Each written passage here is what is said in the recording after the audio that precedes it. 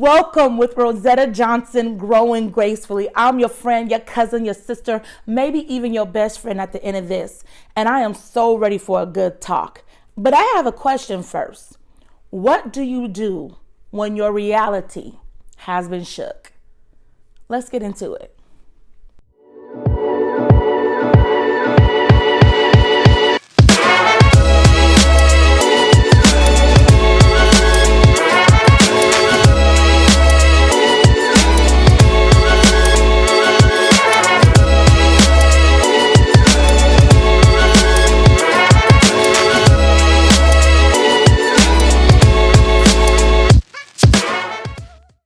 So growing up, I grew up in a family very close knit. We were very tight, very loving, secured in love.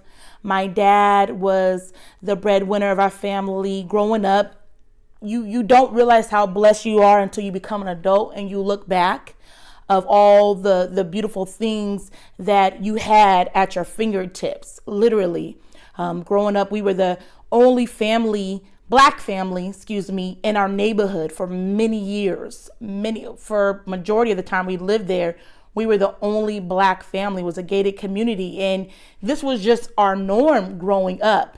And we grew up in a small town that, we all had a major role in. My dad being a pastor and my mom being a missionary. They were always doing something in the community that definitely stood out. My mom was a PTA president of my elementary school. She was on the school board. So all the kids knew her, all the faculty knew her, or knew that that's the Jones mom. Like there's Mrs. Jones. Every Friday she would come up to my elementary and make the popcorn.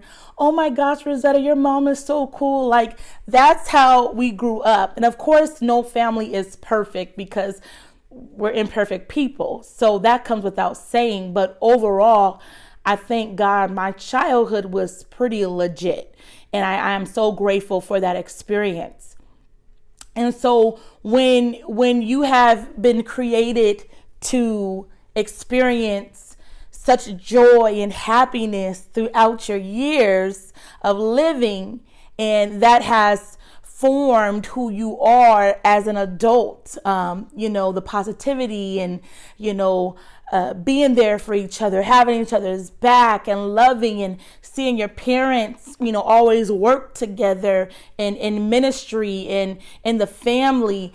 My mom made sure our house was always together and top notch. And, my dad was, like I said, was a breadwinner. So you always seen a collective teamwork in your home. My siblings, we were always there for each other. We go on family trips in our white van, and that's just how we grew up. And so becoming an adult, you expect that type of living throughout your life, because that was my experience. But a rude awakening happened. I was about 26,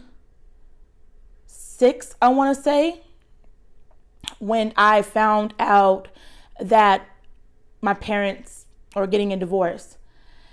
And I remember thinking to myself, this has to be a dream.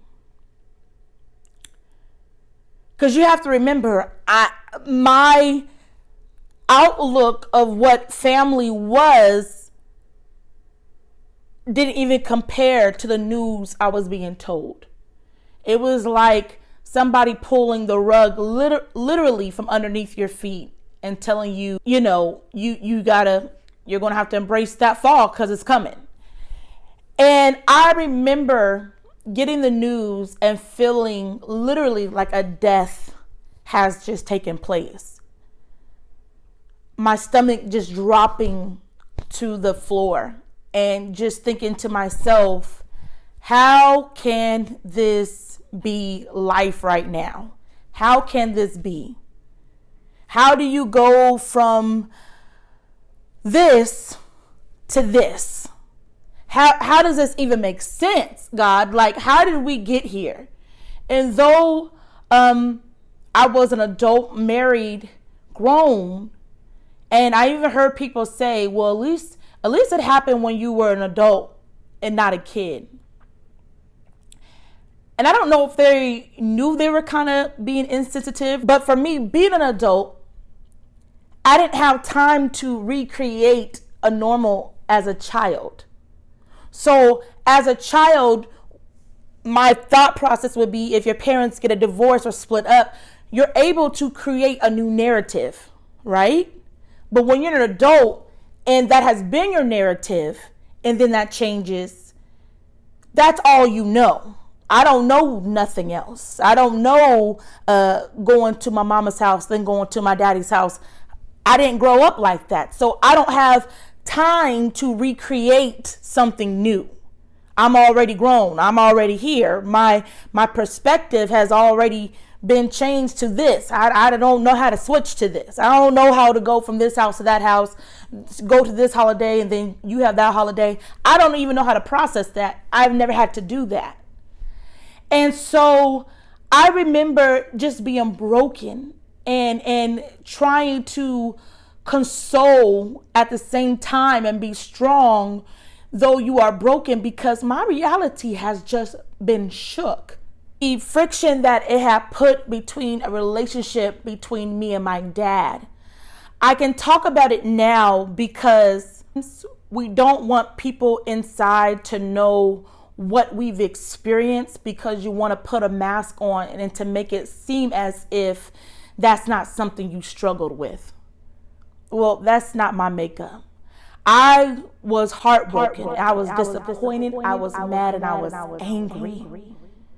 Because I could not believe that the person that I trusted with my heart the most could make a decision that just changed our whole world. Was I angry? Absolutely. Was I disappointed? Absolutely. And I remember thinking to myself, it will never, it can't go back to where our relationship, meaning me and my dad, will ever be able to come back from this. And my dad would call me Sweet Pea. And I remember when we were going through this and all this divorce talk was happening, I remember thinking to myself, no, I'm not Sweet Pea no more. My name is Rosetta Johnson. That's who I am to you. Because I was so angry and so disappointed. And it took a while. And during that time, different things in life happened that I didn't have control over. And I remember getting so angry, not only with him, but with God. And like, God, we are truly getting the short end of the stick. How and why is this happening? And I remember many times just crying because of anger. I was so angry that you get to a point you start wishing bad things on other people. And I let me stop real quick. I don't know what in life has shifted for you. I don't know who has disappointed you. I don't know who have wronged you.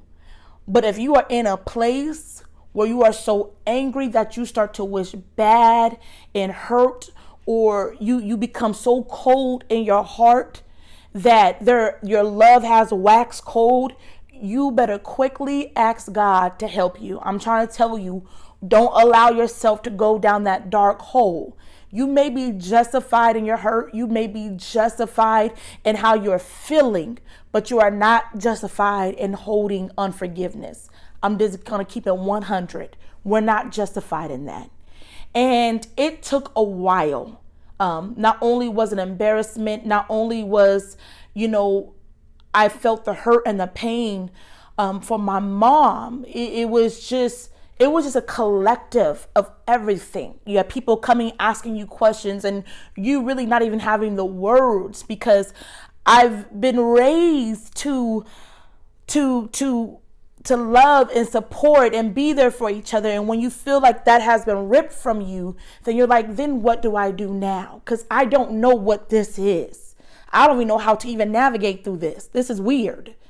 And it took some time until I had to really, really sit down and think, is this holding on to this unforgiveness and anger that I feel toward my father worth it? Does this erase the man that he has been my entire life? Does this erase the protector he was? Does this erase the provider he was? Does this erase everything he supported throughout my entire life? And I had to think about it. The reality is, I will never get another father. That's my only living parent as of now as well. I will never get a replacement. And then on top of that, being a Christian, I had to ask God, God, show me, teach me how to forgive him. And it was just as simple. Because I have forgiven you, you can forgive him. I mean, it wasn't a deep revelation I got. I didn't get a dream. It was just that simple. Never thinking that our relationship would rekindle, because my reality was shook. I could not believe ever spending time and going to his home or talking to him on the phone again.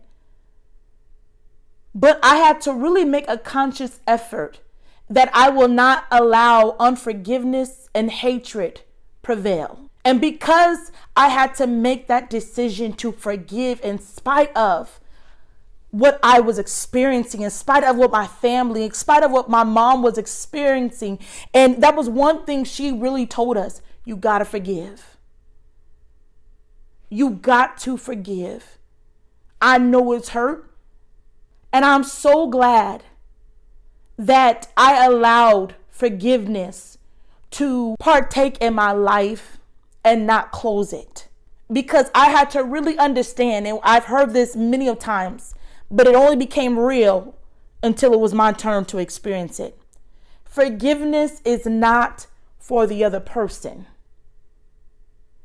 It's sincerely for you. Holding on to forgiveness and all that stress and all that bitterness, it will break you down emotionally and physically. You got to let that go.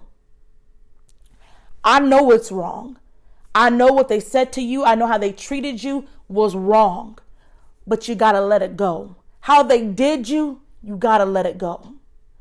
Because at the end of the day, when it's all done and said, when you got to lay your head down, is that really so important that you will allow this thing to consume you?